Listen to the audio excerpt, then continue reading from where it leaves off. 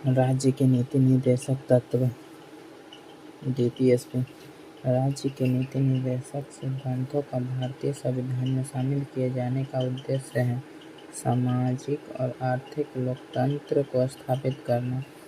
कल्याणकारी राज्य की संकल्पना का समावेश संविधान के किस भाग में किया गया?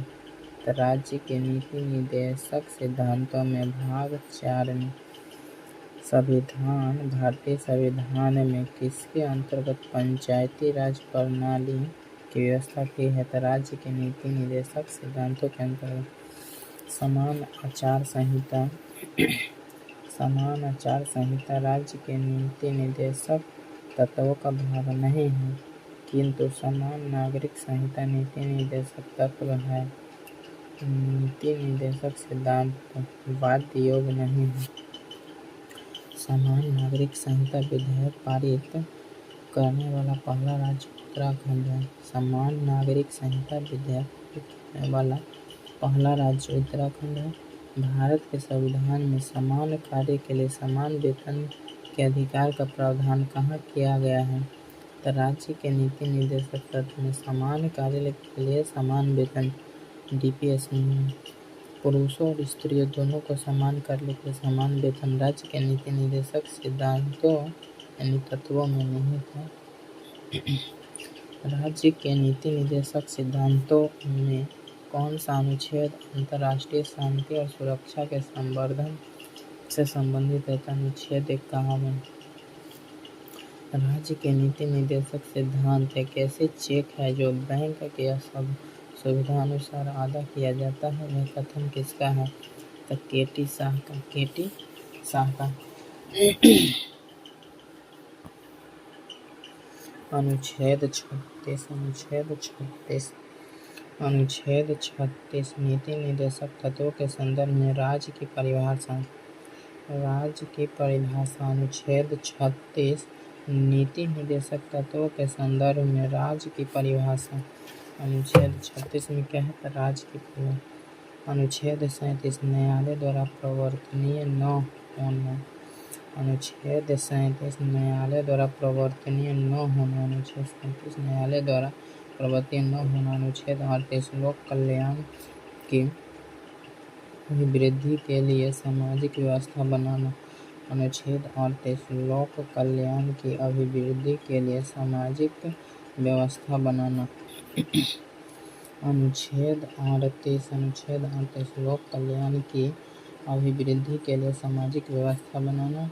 अनुच्छेद 38 के 2 आय की असमानताओं को कम करने का प्रयास करना।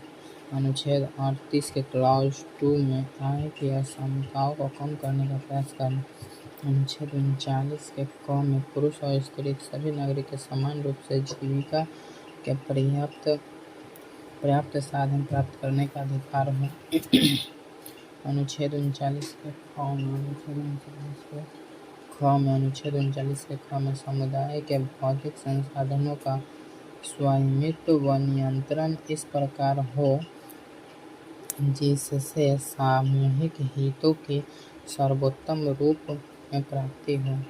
अनुच्छेद 39 के ग आर्थिक व्यवस्था इस प्रकार चले जिससे धन और उत्पादन साधनों का सर्वसाधारण के लिए अहितकारी संकेंद्रण हो।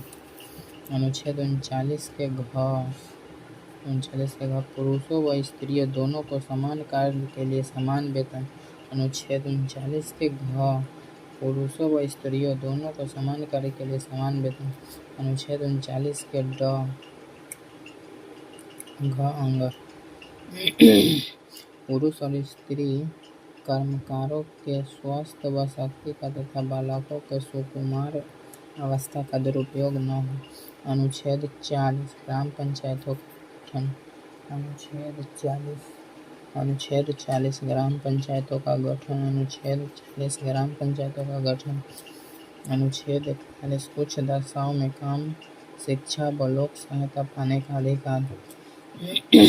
कुछ दशाओं में काम शिक्षा व लोक सहायता पाने का अधिकार। कुछ दशाओं में काम शिक्षा व लोक सहायता का अधिकार। अनुच्छेद 42 काम के समय असंगत एवं मानवोचित दशाएं तथा प्रसूति सहायता। काम की न्याय संगत एवं मानवोचित दशाएं तथा प्रसूति सहायता। अनुच्छेद 43 कामगारों के लिए निर्वाह दूरी आदि। कामगारों के लिए निर्वाह मजदूरी आदि।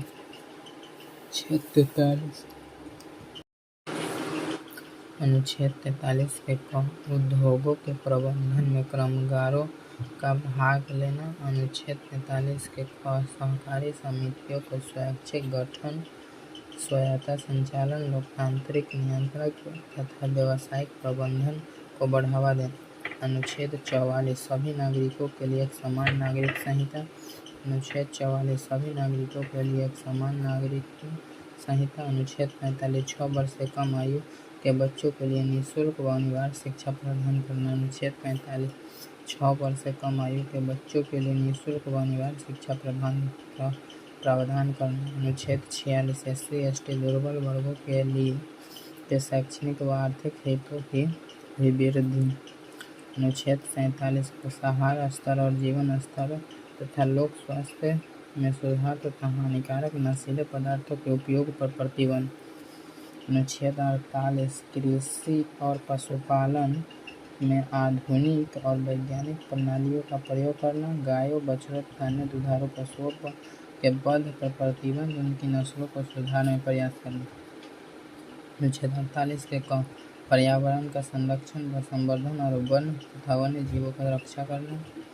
अनुच्छेद 49 राष्ट्रीय महत्व के कलात्मक या ऐतिहासिक अभिरुचि वाले स्मारकों या स्थानों या वस्तुओं का संरक्षण करना। अनुच्छेद 50 कार्यपालिका से न्यायपालिका का पृथक्करण। अनुच्छेद 51 अंतर्राष्ट्रीय शांति और सुरक्षा का विरोध। मूल अधिकार कानूनी रूप से मान्य है, जबकि नीति निर्देशक तत्वों को नैतिक एवं राजनीतिक मान्यता प्राप्त है।